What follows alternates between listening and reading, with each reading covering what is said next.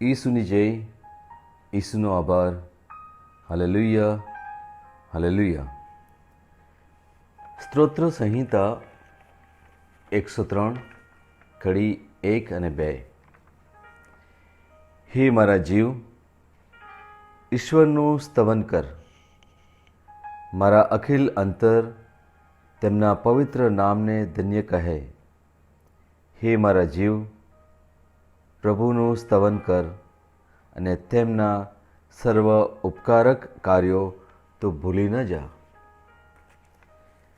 અહીંયા આપણે જોઈએ છીએ કે દાવીદનો આત્મા તેના આત્મા સાથે વાત કરે છે. દાવીદનો આત્મા તેમના આત્માને પૂછે છે કે તું કેમ આટલો હતાશ છે? તું કેમ આટલો બેચેન અને ચિંતિત છે? દાવીદના આત્માને ઈશ્વર સુધી પહોંચવાની ઝંખના છે, પરંતુ તેના આત્માએ એ નિર્ણય લેવાનો છે. ઈશ્વરની જય. અત્યારે તમારા આત્માને પ્રભુની તરસ છે, પરંતુ તમારા આત્માએ નિર્ણય લેવાનો છે. ઈશ્વરની જય. એ શું કહે છે?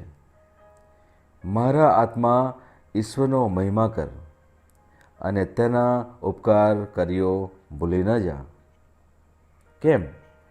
કારણ ઈશ્વર બહુ ભલો છે. ઈશ્વર તમારી રક્ષા કરી રહ્યો છે.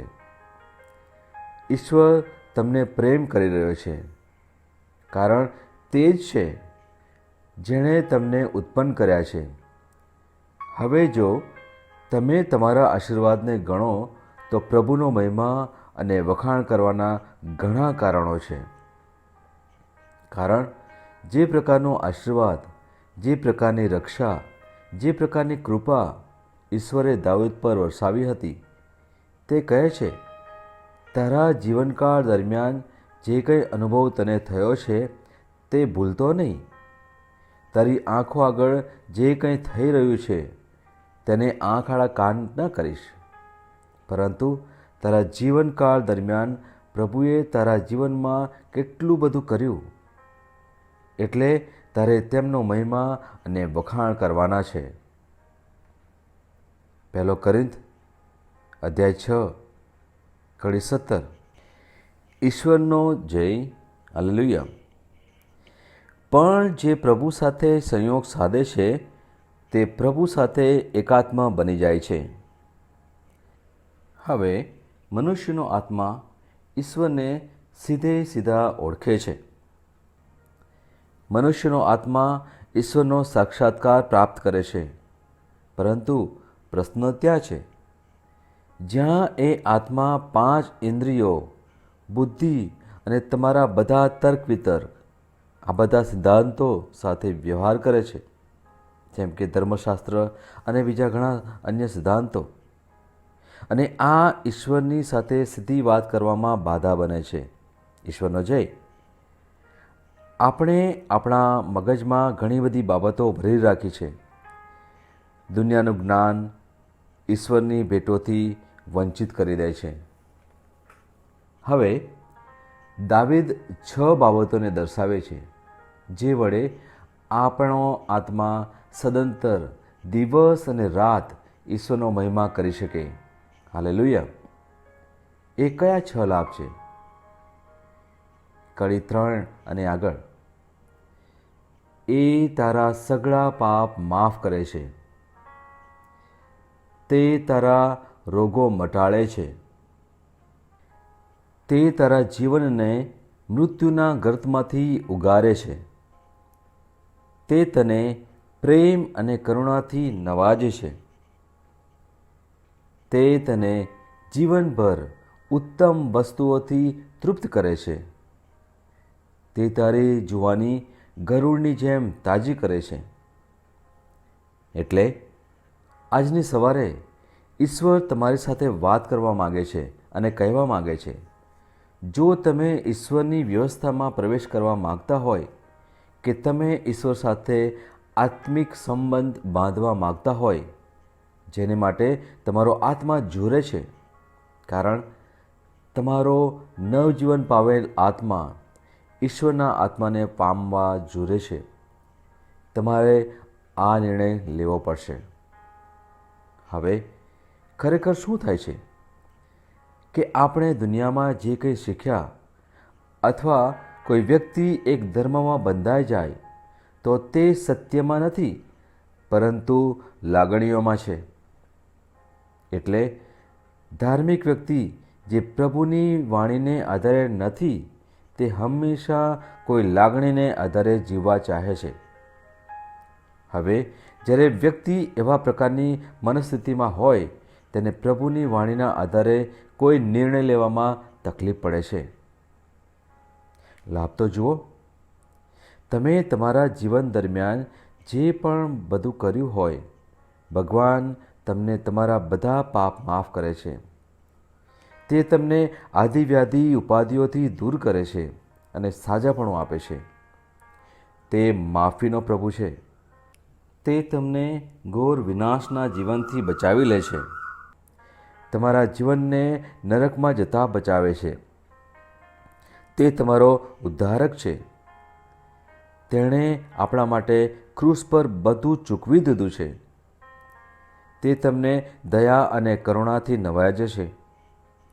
આપણને ગુલામ તરીકે નહીં પરંતુ એક કુટુંબના સભ્ય તરીકે સ્થાન આપ્યું છે. એ પ્રભુએ પુત્ર શક્તિનો તાજ પહેરાવ્યો છે. રોજ સવારે તેમની એક નવી કૃપા મળે છે. ઈશ્વરનો જય.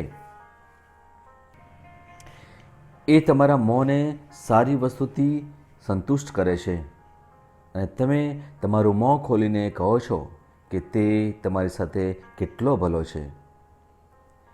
તમારું શરીર નબળું પડી ગયું હોય છતાં તે તમારી યુવાની તરોતાજા કરી દે છે.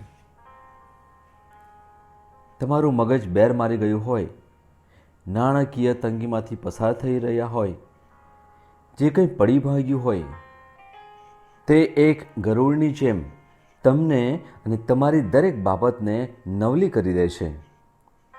ગરુડ જ્યારે આકાશમાં ઉડે ત્યારે પાંખો નથી ફફડાવતું પરંતુ હવાના પ્રવાહથી ઉડે છે. એટલે બહુ ઓછી ઉર્જા વાપરે છે અને આમ હવાના પ્રવાહથી ખૂબ ઝડપથી ઉડે છે. આજે એ જ રીતે પ્રભુ કહે છે કે તે તમને પ્રેમ કરે છે. ઈશ્વરનો જય.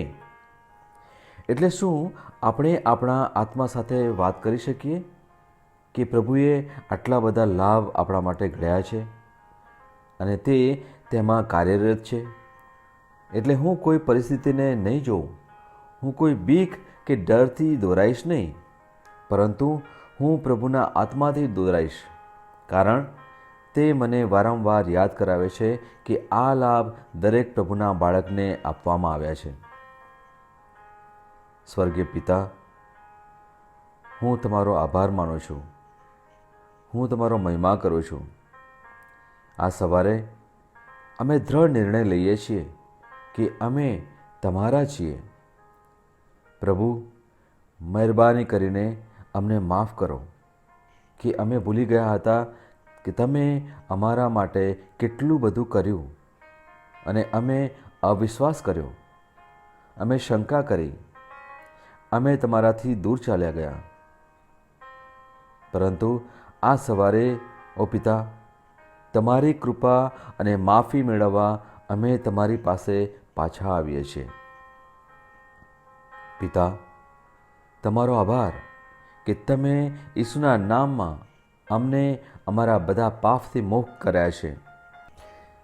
બધી ક્ષમા વિનાશના બંધનથી દરેક કઠોર હૃદયનું બંધન નષ્ટ થયું છે અને પડદો દૂર થઈ ગયો છે. અમે ક્ષમા તરફ વળ્યા છીએ અને જ્યારે તમે તમારા જીવનને ઈસુ તરફ વાળ્યું છે ત્યારે સાજાપણાની શક્તિ દ્વારા ઈસુના નામમાં દરેક રોગ નષ્ટ થયો છે. ઈસુનું લોહી તમને છુટકારો આપે છે, બાનમાંથી છોડાવે છે. દરેક શૈતાની આત્મા, દરેક ગુલામી, દરેક શાપ, દરેક શૈતાની કાર્ય ઈસુના નામમાં જીવન પ્રાપ્ત કરે. ઈસુના નામમાં હું અંધકારના આત્માને બાંધું છું અને હવે પછી વિનાશનું ચક્ર બંધ થયું છે અને આશીર્વાદનું ચક્ર ચાલુ થયું છે. ઈશ્વરે તમને દરેક ગુલામીમાંથી મુક્ત કર્યા છે અને તેમની કૃપા, તેમનો પ્રેમ અને તેમની ભલાઈ અને તેમની અઢળક કૃપાથી તમને નવાજ્યા છે. તમારું મોં ઈસુના લોહીથી ધોવાયું છે, જેથી ન કોઈ જૂઠાણું, ન કોઈ હકીકત, ન કોઈ દુનિયાવી વિચાર કે દુનિયાવી બોલી બોલવી, પરંતુ ફક્ત શ્રદ્ધા બોલવી. પ્રભુની કૃપા, પ્રભુનું ગૌરવ ને પ્રભુનો મહિમા કરવો તે જ છે. અત્યારે તમે ગમે તેવી નબળાઈ અનુભવતા હોય, મારા મિત્ર, પ્રભુના અભિષિક્ત આત્મા દ્વારા તમારા પર પ્રકાશ ફેલાયો છે. તમારી પૂરી જિંદગીમાં ક્યારેય અનુભવ્યું ન હોય તેવો જીવનનો અનુભવ કરો. મારા મિત્ર, હું જ્યારે તમારી સાથે વાત કરી રહ્યો છું, હું તમારી સાથે બોલી રહ્યો છું, પ્રભુના અભિષેકનો અનુભવ કરો. હું છેલ્લા 2 દિવસમાં 1 કે 2 કલાક જ ઊંઘ્યો છું, છતાં પૂરા સમયમાં હું પવિત્ર આત્માની સંગતનો આનંદ લઈ રહ્યો છું. અને હું કહું છું કે એ જ સંગત અત્યારે તમારી અંદર પ્રવાહ કરી રહી છે. ઈશ્વરના નામમાં સ્વીકારો, સ્વીકારો, સ્વીકારો. હજુ પણ હું કહું છું, સ્વીકારો. નવીન અભિષેક પ્રાપ્ત કરો, ભરપૂર થાઓ અને વિજયી થાઓ. Amen, amen, amen.